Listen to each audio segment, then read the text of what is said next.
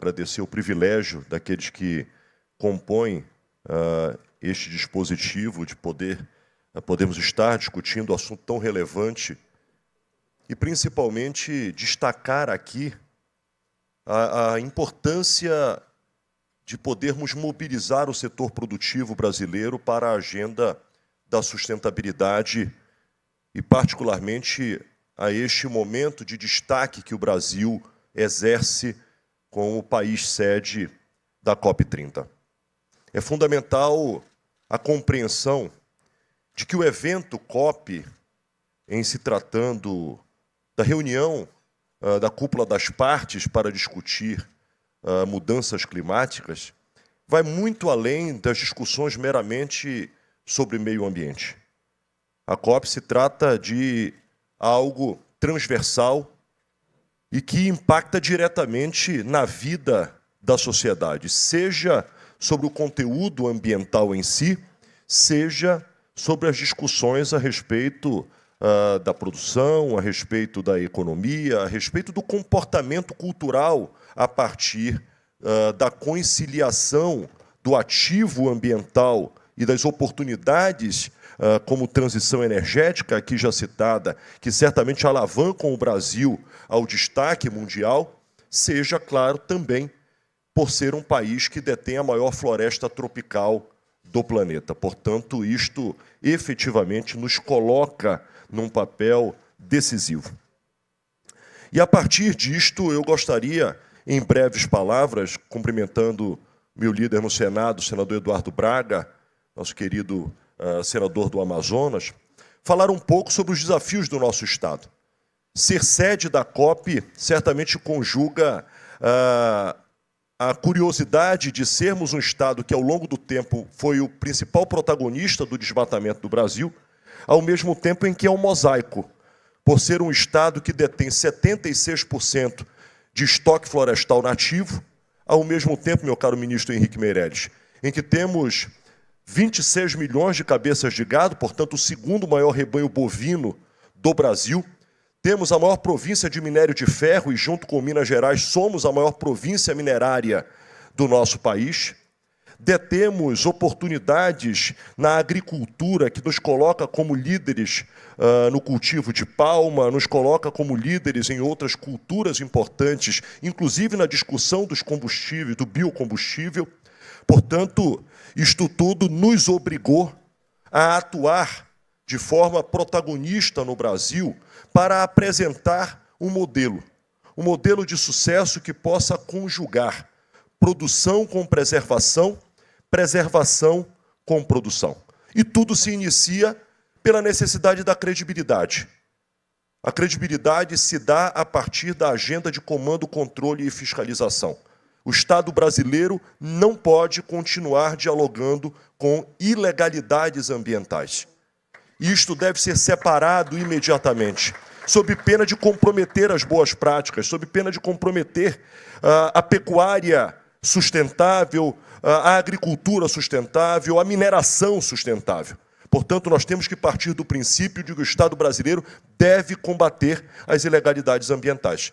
E o Estado do Pará tem sido exitoso na sua estratégia de comando, controle e fiscalização.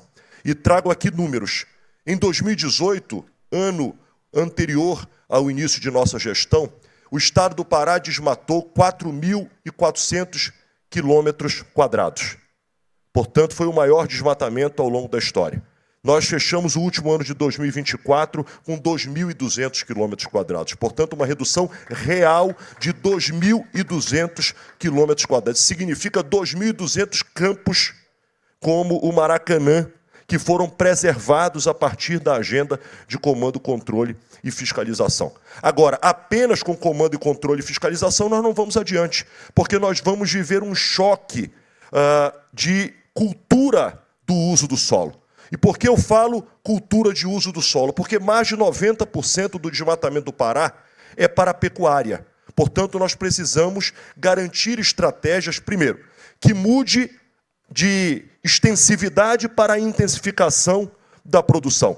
Nós podemos produzir mais sem desmatar uma árvore sequer, desde que se intensifique a produção. E o Pará tem demonstrado isso, porque no mesmo período que nós reduzimos em 50% o desmatamento, nós aumentamos o nosso rebanho em 1,5 milhão cabeças de gado, no período de 2023 para o período de 2024. Portanto, com a intensificação da produção.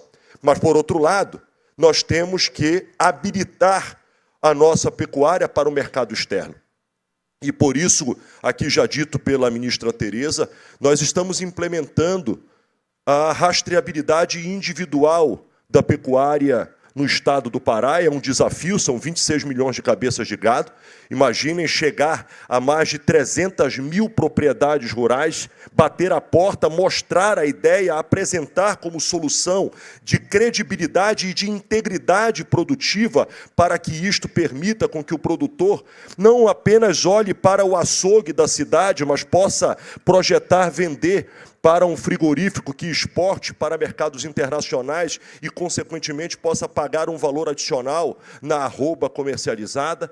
Porém, isto está já em fase de implementação. E a nossa primeira estratégia é chegar, por parte das ações do Estado, a todas as propriedades que tenham até 100 cabeças de gado. Por quê? Porque com isto eu atuo na pecuária da agricultura familiar, na pecuária de pequeno porte, que é o produtor que não tem capacidade de mobilizar R$10 por cabeça de gado para colocar o brinco no animal, para fazer a chipagem, para fazer o pagamento do software de monitoramento. O grande produtor já o faz, seja porque isto é obrigado por parte de quem compra da indústria da carne, seja para que ele possa fazer um bom manejo do seu produto, do seu estoque de rebanho. Portanto, o Estado do Pará está fazendo isto, fazendo sem custo para o produtor. Nós conseguimos arregimentar recursos do Fundo Bezos e do Fundo JBS,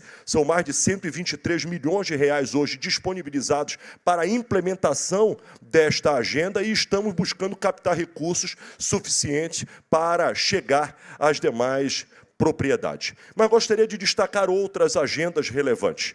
E sempre busco agendas relevantes no sentido de que nós precisamos apresentar soluções baseadas na natureza que permitam agregação de valor à floresta viva. O nosso grande desafio da Amazônia, ministra Cristina, é que nós precisamos fazer com que floresta viva possa valer mais do que floresta morta.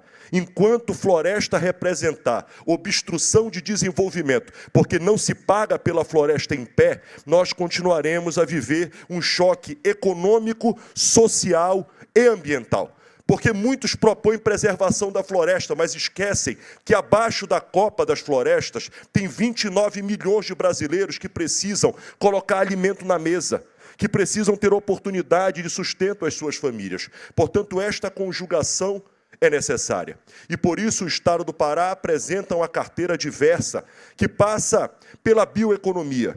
A bioeconomia trazendo os conhecimentos ancestrais, trazendo o conhecimento da nossa biodiversidade, agregando tecnologia e inovação para alavancar oportunidades de novos negócios.